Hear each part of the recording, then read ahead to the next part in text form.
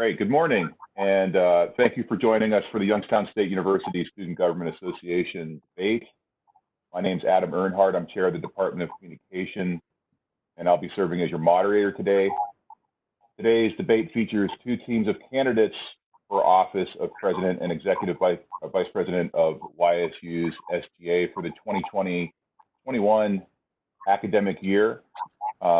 Just a reminder, and I'll remind you again of this at the end of the debate, that elections begin April 9th at 8 a.m. and end April 10th at 5 p.m. So that's right around the corner, that's next week. And you'll receive an email when ballots are open and when they close. So our first team is Austin Dalrymple, President, with Mario Campalong, Executive Vice President. And guys, if I botched your name, you can hit me over the head with an internet hammer. I apologize. And Justin Shaughnessy, President, with Avery Howard, Executive Vice President. Here's a little bit about today's debate structure. The debate will last approximately 1 hour. We'll start with 3 to 4 minutes for opening statements from Austin and Mario. So Austin and Mario, you'll provide your opening statements first, then followed by Justin and Avery.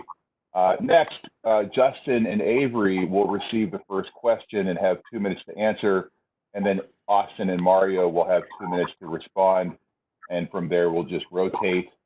When we have about 15 minutes left in the hour, I'll signal that you're receiving the last question, and that we'll move into final statements after the last question. You'll have 3 to 4 minutes for the final statement, beginning with Austin and Mario, and then we'll close with Justin and Avery. Finally, to our teams, and I think we talked about this before we started recording, but it'd be very useful to mute your microphones in between answers. So when you're not making a statement or answering a question, just make sure that your microphone is muted. That'll cut back on the feedback that we get in this environment. And I'll do the same for no other reason than you probably don't want to hear dogs barking in the background or kids screaming. So I'll make sure that my microphone is muted too. There'll be some lag time. Obviously, this is a new environment for us, something a little bit different. You're going to see some buffering. I apologize for that. If you drop out of the call, please try to join right back in, and we'll be sure to try to catch you up. But it's completely acceptable for a debate structure like this, considering the environment that we're in. So if there are no questions before we begin, we'll turn it right over to Austin and Mario for their opening statement.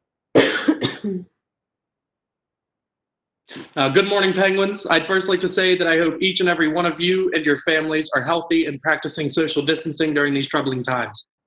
Now, to get to the point, my name is Austin Dalrymple, and I'm running to be your next student body and student government president.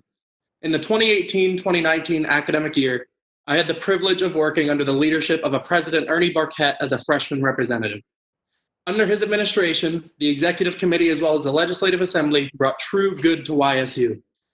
The YSU Family Center, campus-wide Blackboard utilization, and more all came under Ernie's lead. This previous year, I was elected to serve first as a class representative by the College of Liberal Arts and Social Sciences student body, and then to serve as the vice president for student life by my peers in student government. Under the Smith-Shaughnessy administration, I did not see positive change for the student body here at YSU. The drive for positive initiatives were lost, leaving us with just another year for the books. Under current leadership, not one major student-led initiative that will positively impact YSU students was passed in the Legislative Assembly. I fear that electing Justin Shaughnessy, your next SGA president, will yield similar results. Our campaign has delivered positive platforms and promises for the betterment of all students here on campus. If you go to our Instagram, at Austin and Mario YSU 2020, you are able to see our two primary initiatives.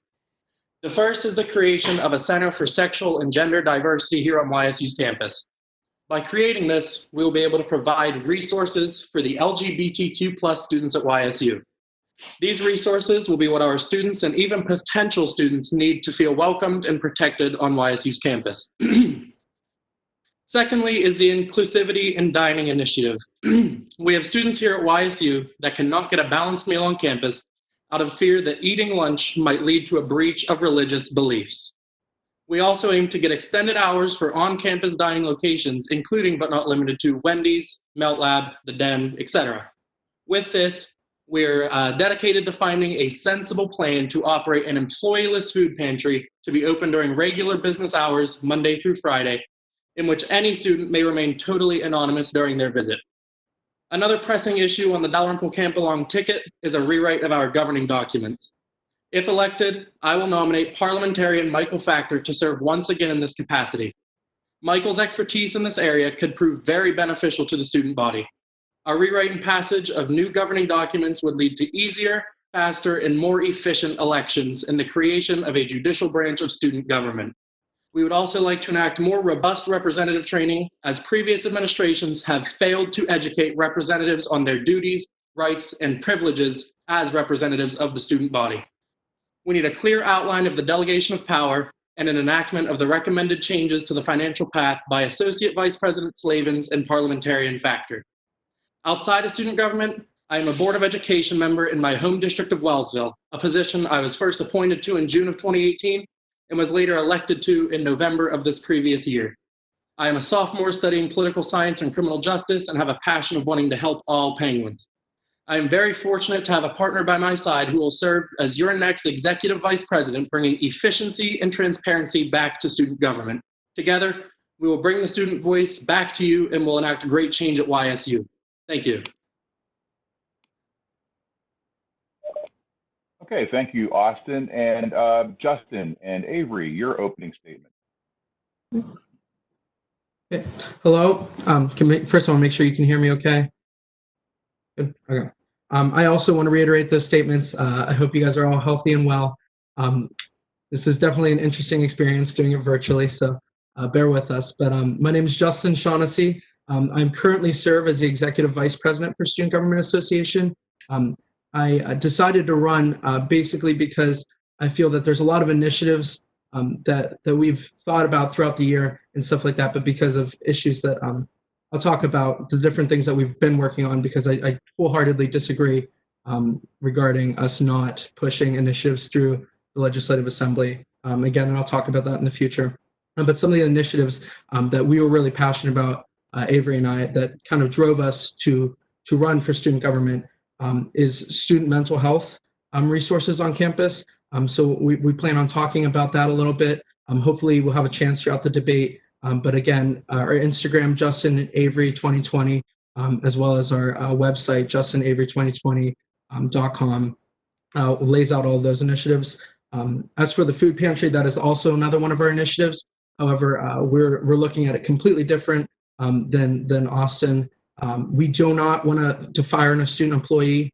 We want to continue to employ a student, so that way we're able to answer those questions. Traditionally, we've always hired a student that is studying in dietetics, and the reason for that is to be able to offer advice to students that come into the food pantry. So that's something that we're really passionate about. We want to further expand the food pantry by allowing students to go in not just during those times that student employee is there, but as well as the times that our executive members are in the SGA offices. So we want to kind of give 1 to 2 hours for each executive member where they have to serve their office hours within the student food pantry. And that would be in addition to the office hours with the student employee. And also in the hours that the food pantry is not open, we want to continue to allow students to call the Student Government Association's office and allow us to go down and open those resources for those students. Other than that, I don't believe I said, but I'm a criminal justice major as well. I think 3 of us are, so this should be pretty interesting. But starting in the fall, I'll hopefully be starting my master's degree in counseling. So then that's, again, coming back to that mental health crisis on campus. We'll be talking about the resources that we have offered on campus and how I believe that they're just not enough. So we have a very solid plan for those, which hopefully I'll have the chance to lay out for you today. But I want to yield some time to Avery to also introduce himself. Thank you so much, Justin. Yes, my name is Avery Howard. I am a junior biology major here at YSU. I have been in numerous clubs, from a cappella groups to biology club to um, being a YSU ambassador to being a part of PAO, to being a part of Milena, which is a diversity group, for speaking for Students United and being a moderator for them. And I bring all that up because it is important to have this diverse background when representing students, because if you do not know where your peers are coming from, how can you quality represent them? And so I think all of that and all of my experience is truly important when running for this type of position. And I'm so happy and so blessed to be running with my friend and my colleague, Justin Shaughnessy, because with his well-rounded experience from working for student government from the jump, I'm so happy to be following his lead and running with him this year. So please check out our page on Instagram for more information about our initiatives. And I turn it back over to the colleagues. Mr. Earnhardt? Yes. It was my understanding that Michael would have been given time after my opening statement. I was told 3 minutes per opening statement. Mine was roughly 3:15, so I'd like for him to have the opportunity. Absolutely, yeah. Mario, yeah. Sorry, we can adjust that the structure for Mario to do that. Go ahead, Mario. Why don't you take about 45 seconds to do that, please? All right, so hello everyone. I'm Mario Campalong. I'm a criminal justice major as well, as Justin and Austin are as well. I know I have minimal experience within student government, but I think that is an advantage for us because I can come in and bring new ideas and improvements to SGA without prior knowledge of anyone who was in there previously or any of the advisors now. Thank you. All right, thanks, guys. And so let's roll right into the questions. And I think this first question is obviously very timely.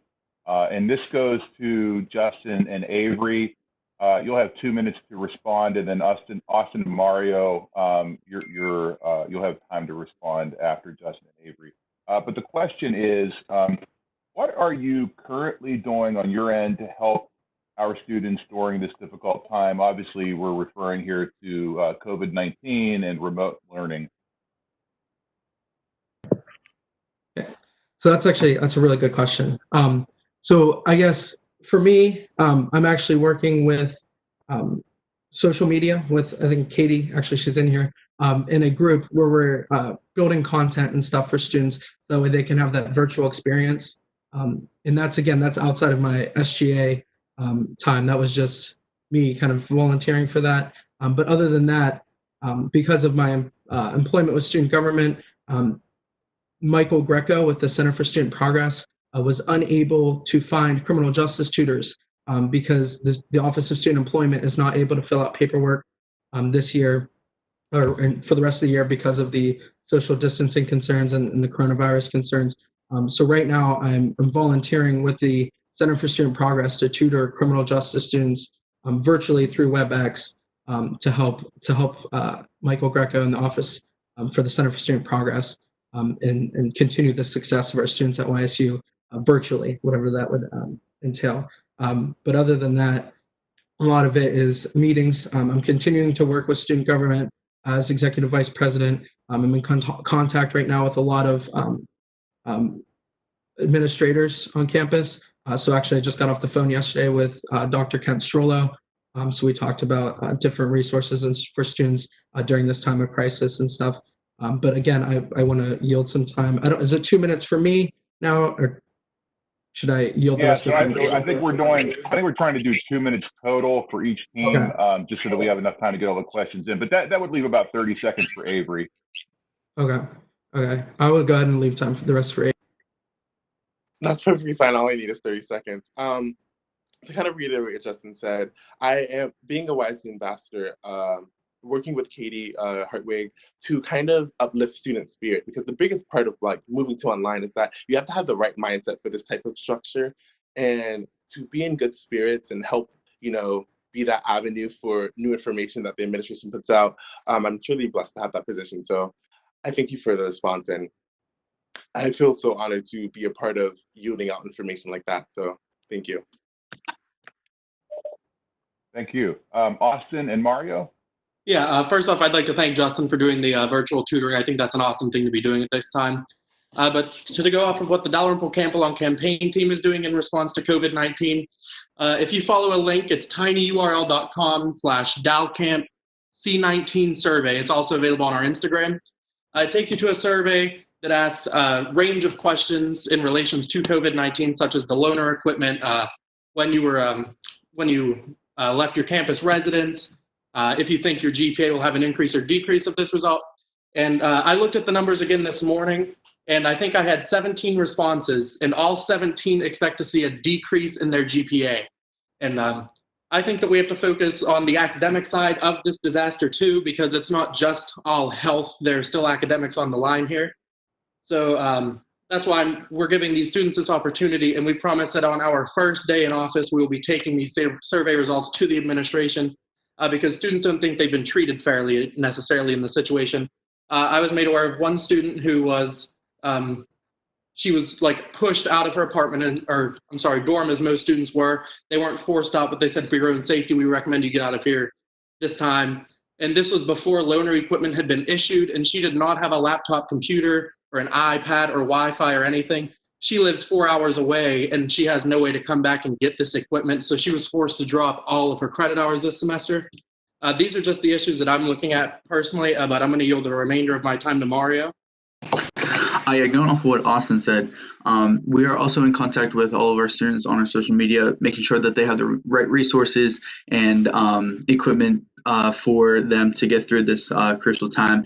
Like on-campus jobs for students, many of students on campus have lost their jobs because of COVID-19. So now we are making sure that they have the right resources like the online Learn and Earn to come back and still work at home remotely and still get paid by the university. Okay, thanks, guys. Now we rotate. So Austin and Mario, this next question will go to you, and it's actually you've kind of answered it in a way, but in case you want to build off of this based on how the question was presented from one of our students, and that is, if you're elected, how will you communicate with the campus and with your constituents if the outbreak lasts through the summer and we're forced to be, isolated from each other throughout the summer? Campus communications are very confusing because not every person uses the same form of social media to communicate. But the best thing that we do have is every YSU student has that YSU email. And my administration would use the mass email system to get out the important information, to get updates out to the student body. We think that that's a great tool to use. I used it a few times planning the elections this year. I think it's an outstanding tool, and that would be our primary form of communication, I would expect, and the SGA social media such as our Twitter, Instagram. But Mario? Yeah, I totally agree. Mass emailing works best because that is the platform that we do use through YSU. As well as all the Instagram handles for SGA and Twitter, doing lives as well, just checking updates and making sure everyone is up to date with the information that we have to give them. Okay, thank you. And Justin and Avery, your response. Yeah, so this is actually something Avery and I have talked about recently. If we won, how would we continue that if, God forbid, this continued into the fall?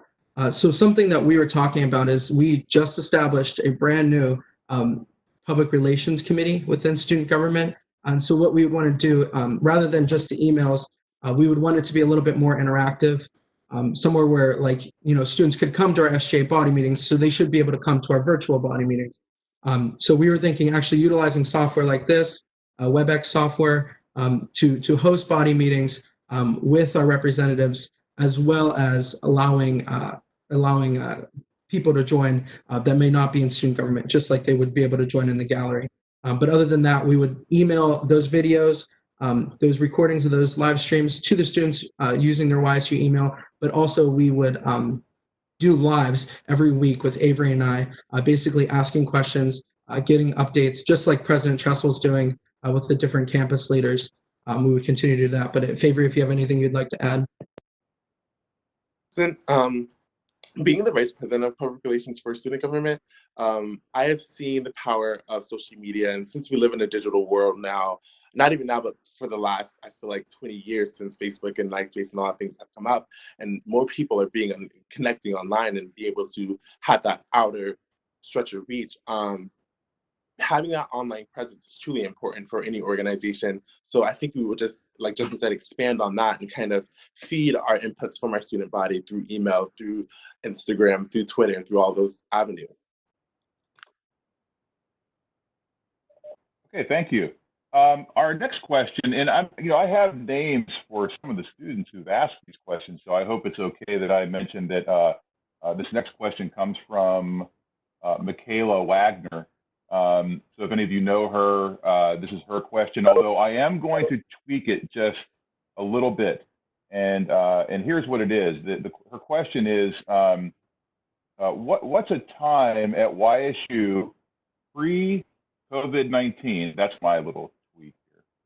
What's a time at YSU pre the breakout, the outbreak, where you faced adversity, and how did you react to that adversity? And this question, we want to hear from Justin and Avery first.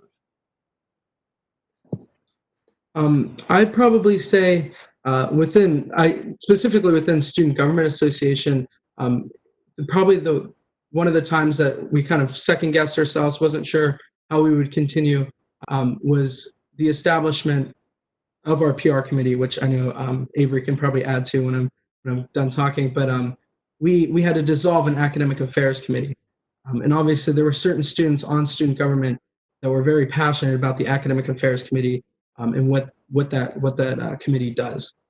So as executive vice president, I would have been in charge of the academic affairs committee. However, we talked it out. We kind of talked with the Legislative Assembly and came to the conclusion that the academic affairs committee and the work that they do is rather redundant with our academic senate. So we have 15 academic senators on campus that are working in the realm of academics. So what we were working to do to kind of fix that situation and fix some of those students that felt that they should keep the academic affairs committee is having the academic senate report presented to the Student Government Association. So every time we have an academic senate, it is my job to then report everything that's going on with the academic senate to the Legislative Assembly, so that they can feed questions to me and I can feed those to the academic senate.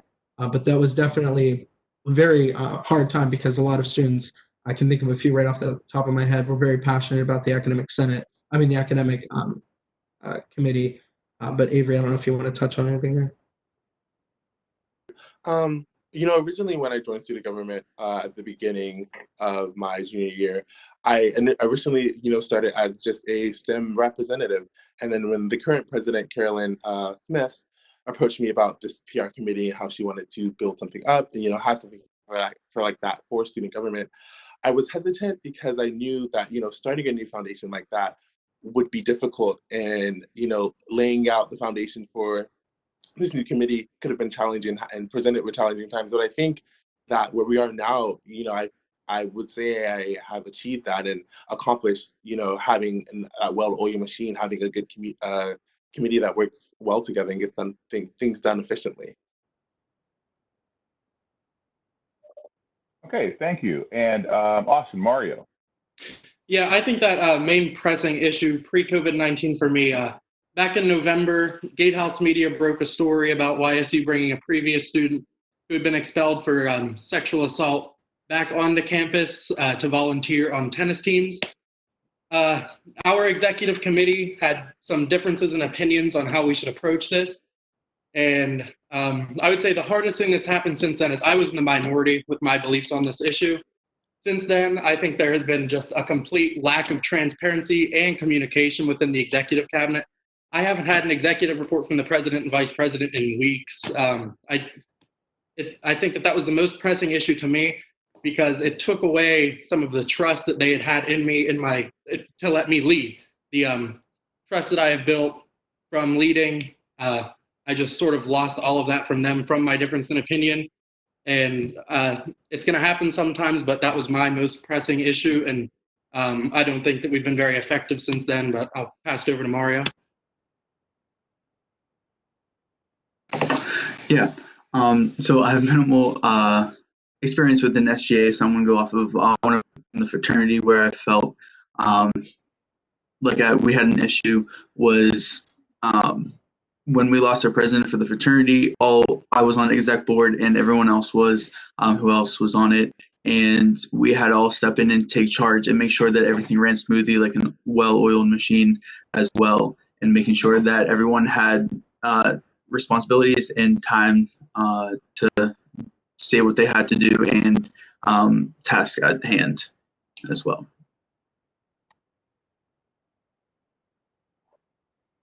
Okay, thank you. And we're going to stay with Austin and Mario on this one. It's kind of related. It's playing on a similar theme, but this one comes from the newsletter. A primary focus on presidential campaigning these past few years is transparency in SGA. It's actually something we talk about at the faculty and administration level too. What is your idea of transparency, and what are the roles and steps that you can help to ensure transparency in your administration? Yeah, I think that a transparent government is the only government that will ever work for the people. So I would love to have door open meetings constantly. There would constantly be newsletters being sent out from student government informing the body of meetings when they're happening. I would like to have more diverse ad hoc committees for my initiatives.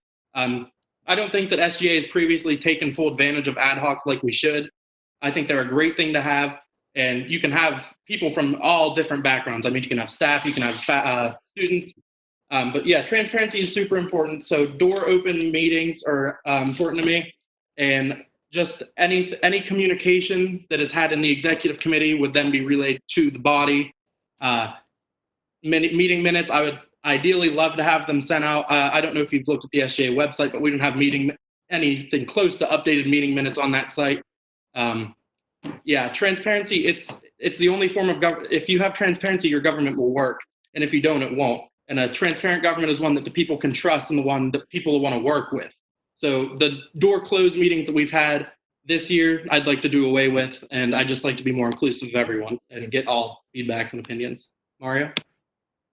I totally agree. Transparency is just key communication with everything. So with that, open door meetings as well. And since social media has a big impact today with all students, with those meeting minutes, even posting just updates on there, like little like facts here and there about like what was said at meeting, or just updating them, say, hey, go check on the website about our meetings if you want to know what was said and what was done and decided on.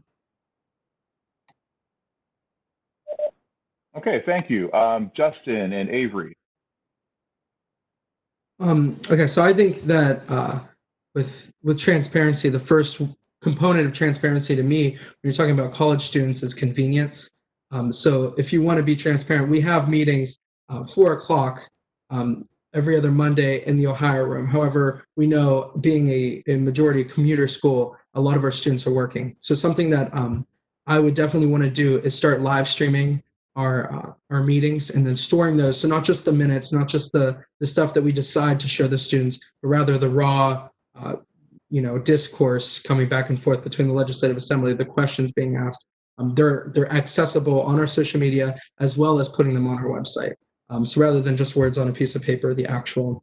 Other than that, as far as the meeting, as it stands right now, and I believe our executive meeting is open to the Legislative Assembly, but not students in general, which is kind of concerning to me. But again, that will be like a constitutional change. So one thing that we want to do, Avery and I, is look at the Constitution, the bylaws, the standing rules, and revise those. So that's something that we would heavily consider. With the establishment of a vice president for public relations, we really need to make sure that we are getting that information to the public and using that person to do that. So I think that doing a live stream on all social media platforms and storing those on our website would be the best way to do that and keep it interactive. Avery, if you want to. Just real quick. As long as I've been a part of SGA, which been a complete year, I have felt like they've always had an open door policy. Now, could we have effectively, done what Justin said and like have done live streams to make it more, accommodating to students? Absolutely. And I've, been the one at the end gate pushing for that, asking for committee meeting minutes from different vice presidents. But I've never felt like the student government has had a closed door policy. Like anyone is welcome to come to exec meetings, welcome to come to body meetings, but to make it more accommodating, like Justin said, I think that would be, help out students in that way and make them feel like there's more transparency. Okay, thank you. Interestingly, there's a question on here that I did not expect, but I think it's really relevant considering where we are right now. And this first one, this is going to go to Justin and Avery. And this comes from Maria Stralis. And her question is, how will you ensure all college students are able to vote in the presidential election in November? And of course, she's referring to President of the United States. Right, yeah. So something student government has traditionally done is tabling within the different buildings, usually Kilcawley Center being the hub for most student traffic.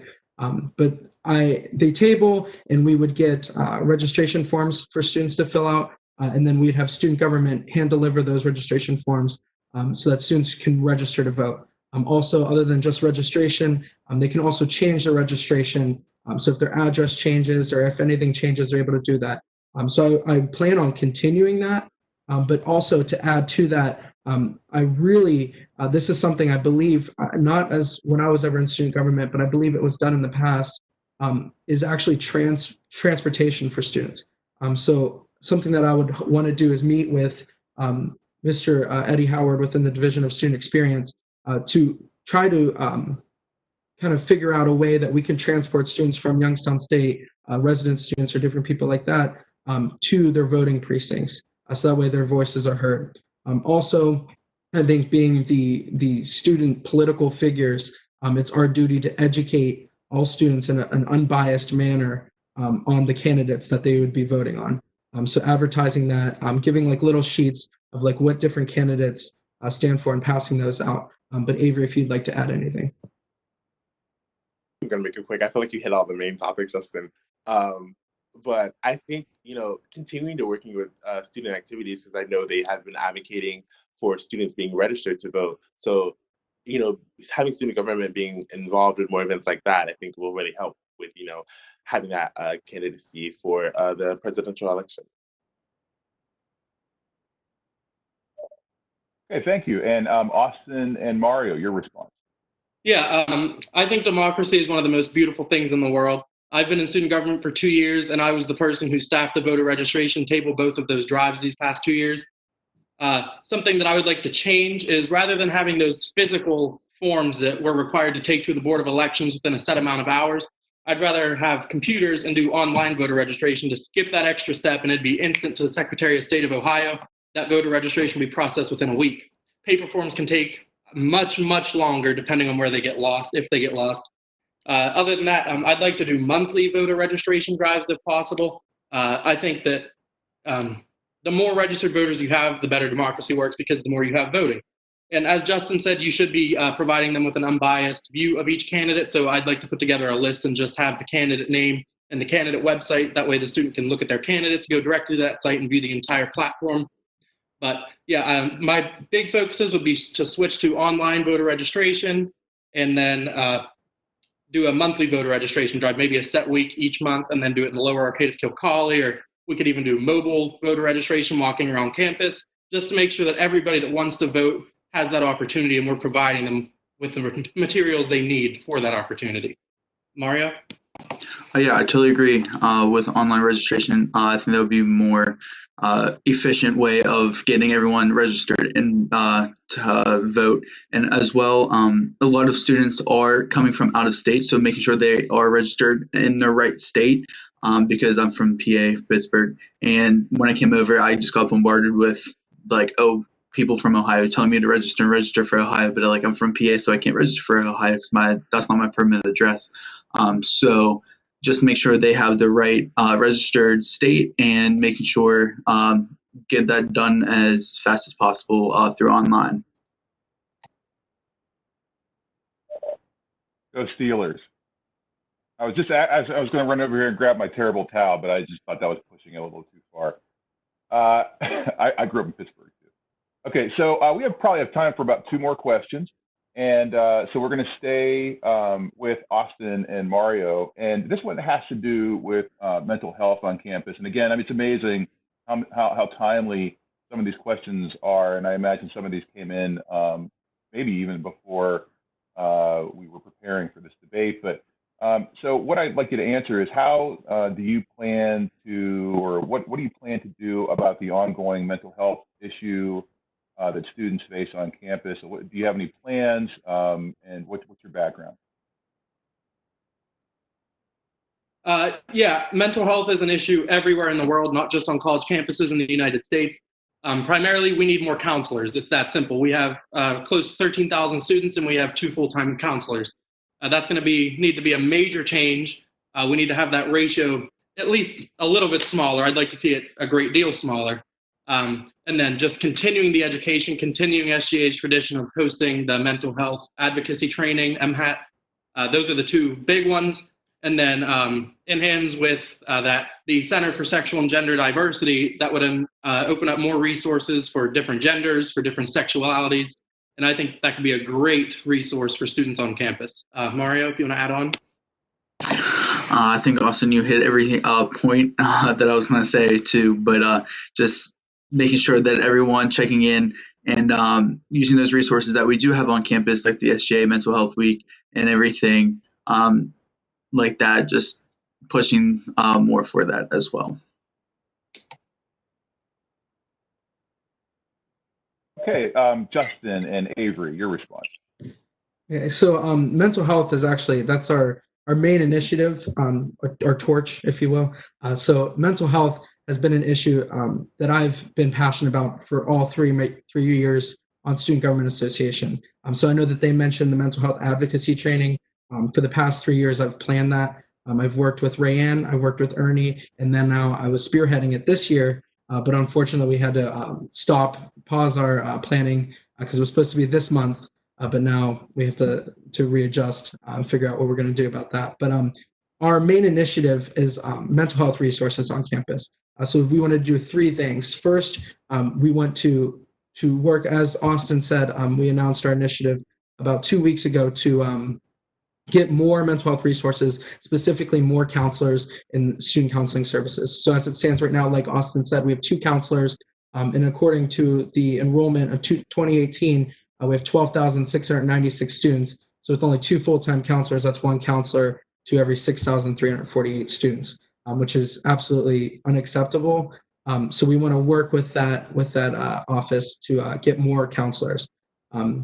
In addition to the more counselors, the resources, we want to build a resource guide that offers resources around campus, on campus, and then as well as state policy and university policy when it comes to different things like to re-enrollment, withdrawal and re-enrollment, different things like that, and how to go about that, and working with Student Counseling Services, Dr. Ken Strollo and Student Outreach and Support to build this guide that would then be given to students at orientation.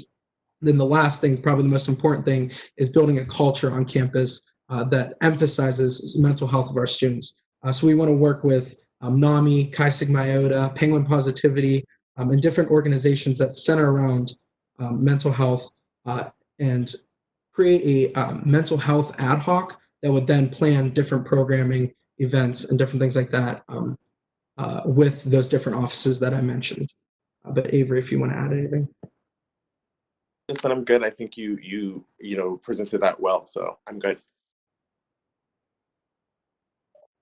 Okay, thanks, guys. Well, we're going to move into the last question. I want to thank you, too. This is the first time I've ever moderated a debate where I haven't had to give time warnings or tell you that your time's up. So thank you for that.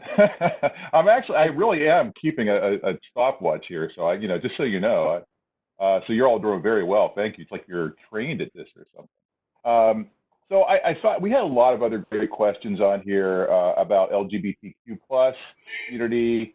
We even have a question on here about toilet paper. So there's all kinds of questions. But I thought we'd end with something, and I'd like to hear from all 4 of you, obviously. And if we have to extend this a little bit past the 2-minute mark, that's okay. for your responses as a team. But here's what I want to ask, and this comes from the newsletter, and I think it's very fitting to kind of end the debate before we go into closing statements. What would you say is the most rewarding accomplishment of your SGA career so far? And I think we're starting with Justin and Avery on this. Yeah, so the most rewarding for me was actually probably the most recent piece of legislation that we passed, and that was the renaming of the Spirit Award to the Rebecca Banks Spirit Award. So Rebecca Banks, I don't know if, sometimes I'm like, you guys know Rebecca Banks? And they're like, yeah, right. I don't know. And then I pull up a picture on Facebook. I'm like, oh, yeah, I know her. So that was probably the most rewarding because it was a chance for student government to recognize a student that's heavily involved on campus. All the time we're focused on the things that we're doing, the initiatives that we're pushing, but not everything happens in student government. Things happen on campus. Things are happening every day. Students are doing great things. And being able to recognize a student for constantly attending events, for advertising events on campus was very rewarding. It was actually a surprise for her. And unfortunately, we're not going to have the in-person student awards banquet, but we should be having a virtual one where we're able to give that award to 2 students on campus because it was the only student award that wasn't named after a person. And I think Rebecca Banks really embodies that award. So it was very, very rewarding to recognize a student on our campus for their contributions. Speaking for myself, I think the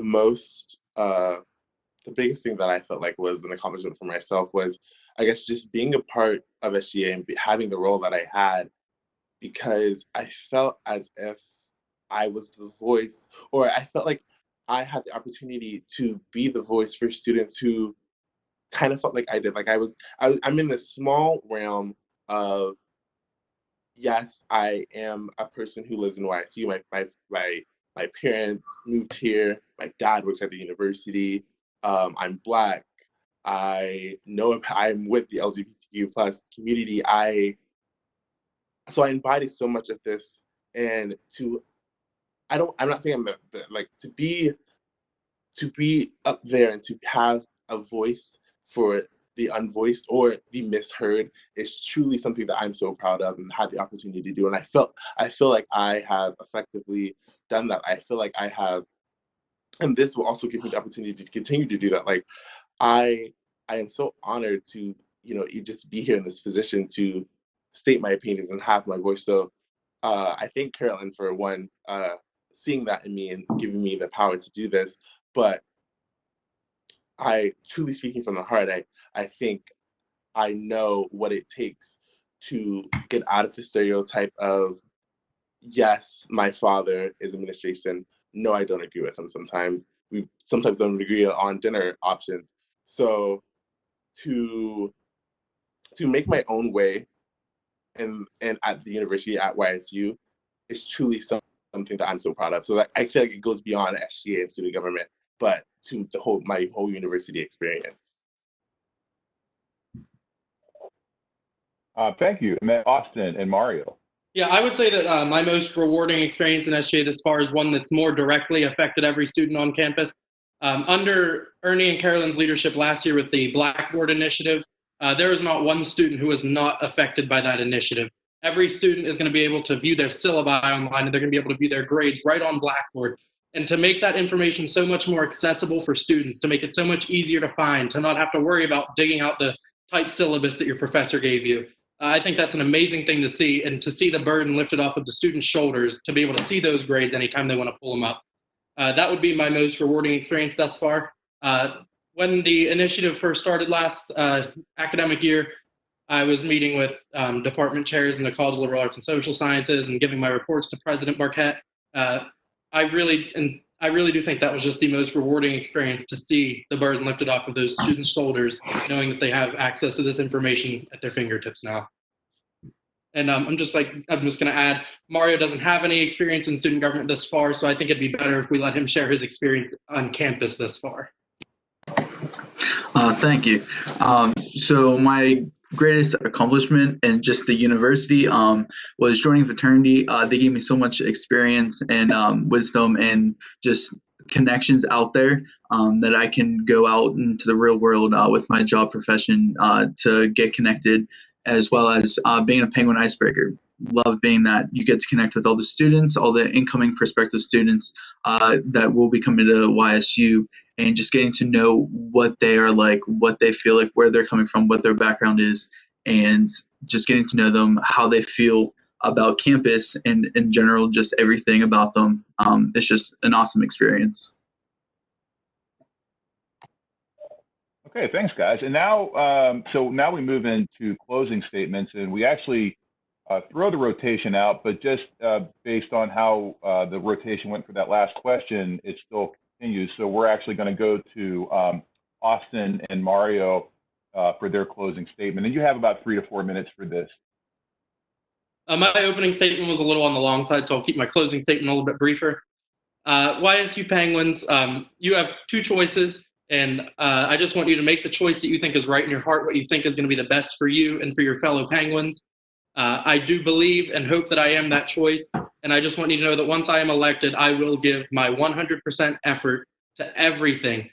You've heard some great initiatives coming from both tickets, but the most important thing to me is that the initiatives come from you. It doesn't matter how many initiatives the Legislative Assembly or the Executive Committee can come up with. The initiative should come from the student body, and we will put your initiatives first. The debate doesn't end here. I want you guys to keep asking me as many questions as you possibly can. Please, I want hundreds, I want thousands. Give me as many questions as you have, and we'll make sure to get them up and answered. To make that a little bit easier, you have access to the Instagram and stuff, but my phone number is 330-708-0128. Feel free to call or text me anytime, just preferably not past 10 p.m. I'll be in bed. With any questions you may have, a text usually works better, but I will answer a phone call. So I'm going to yield the remainder of my time to Mario. Thank you, Penguins, and I really hope to have your vote. And stay healthy. To reiterate what Austin said, we will bring great changes. The ultimate decision is up to you. There's two different parties here to vote for, so you can choose what you want, but hopefully that will be Austin and I. We will bring great changes to YSU in this upcoming year. Thank you. All right, thank you. And Justin and Avery. I agree. I just wanted to say they're both all great candidates, but I think what YSU really needs in order to push those initiatives is somebody that's experienced in student government association, somebody that knows how to navigate administration, knows who to talk to, because I feel like a lot of times inexperienced SGA presidents and vice presidents really don't have that ability to know who to talk to, not know different administrators. If an issue comes up, I have many of their cell phone numbers. I'm able to call them. I'm able to get to the bottom of things. I also wanted to say that all of the initiatives that have really been brought up, I've worked on. I've had experience on. The Blackboard Initiative, I presented in front of every dean and chair. I also presented in the Academic Senate for the Blackboard Initiative. I worked with Avery, not Avery, well, I did work with Avery, but I worked with Ernie. He actually appointed me as the Vice President for Financial Affairs because he knew I knew how to lead. Ernie has been the one that kind of really took me under his wing and brought me into student government. But I really think that YSU needs somebody that's experienced, somebody that can actually get those initiatives done and get them on the desk of the people that can push them through the universities end of things. But Avery, if you want to add anything. Outside of student government, knowing how to operate and work with student government and administration, I think the bigger picture here is having that foundation of what YSU means and what YSU now means for students and means for adults and means for faculty, means for administration. Having all of those compile into one to formulate an effective and demeaning plan for the student body. And I think I have that insight.